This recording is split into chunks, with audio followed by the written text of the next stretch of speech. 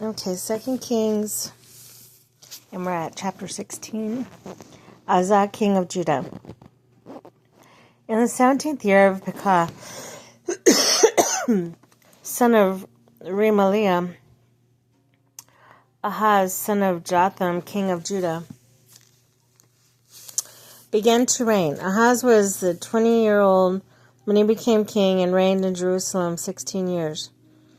Unlike David his father, he did not know what was right in the eyes of the Lord God. He followed the ways of the kings of Israel, he followed the ways of the kings of Israel.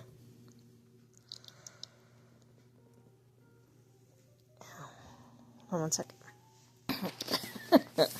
All right, sorry. Unlike David his father, he did not do what was right in the eyes of the Lord his God.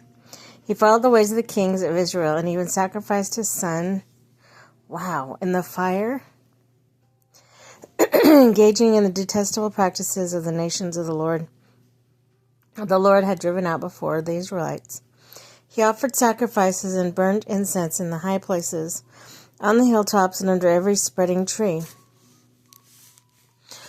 Then Rezin, king of Aram, and Pekah, son of Remaliah, king of Israel, marched up to fight against Jerusalem and besiege Ahaz, but they could not overpower him. At the time, Rezin, king of Aram, recovered Elath for Aram by driving out the people of Judah. Edomites then moved into Elath and have lived there to this day. Ahaz sent the messengers to say, Tiglath-Pileser, king of Assyria, I am your servant and vassal. Come up and save me out of the hand of the king of Aram and the king of Israel who are attacking me. And Ahaz took the silver and gold and found the temple of the Lord and in the treasures of the royal palace and sent it as a gift to the king of Assyria. The king of Assyria compiled attacking Damascus and capturing it.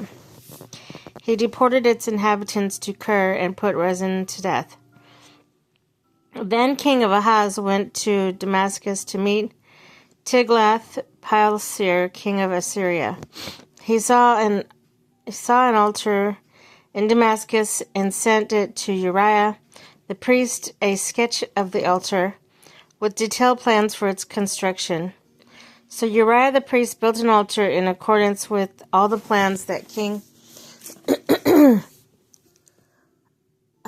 Ahaz has sent from Damascus and finished it before King Ahaz returned.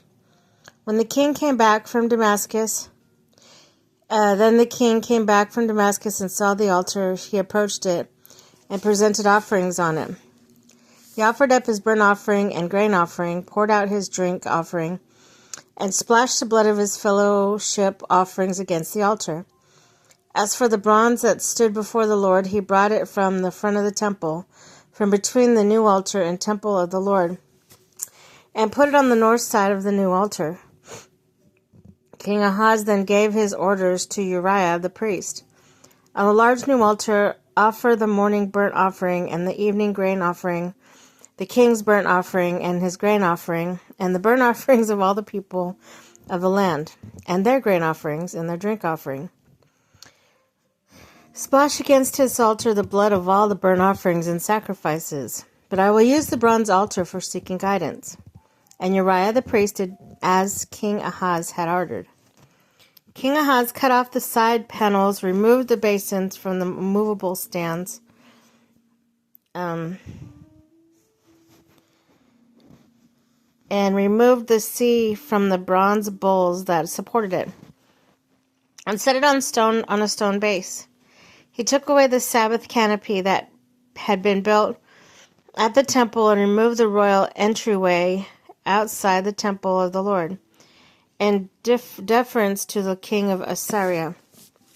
As for the other events of the reign of Ahaz and what he did, are they not written in the book of the annals of the kings of Judah?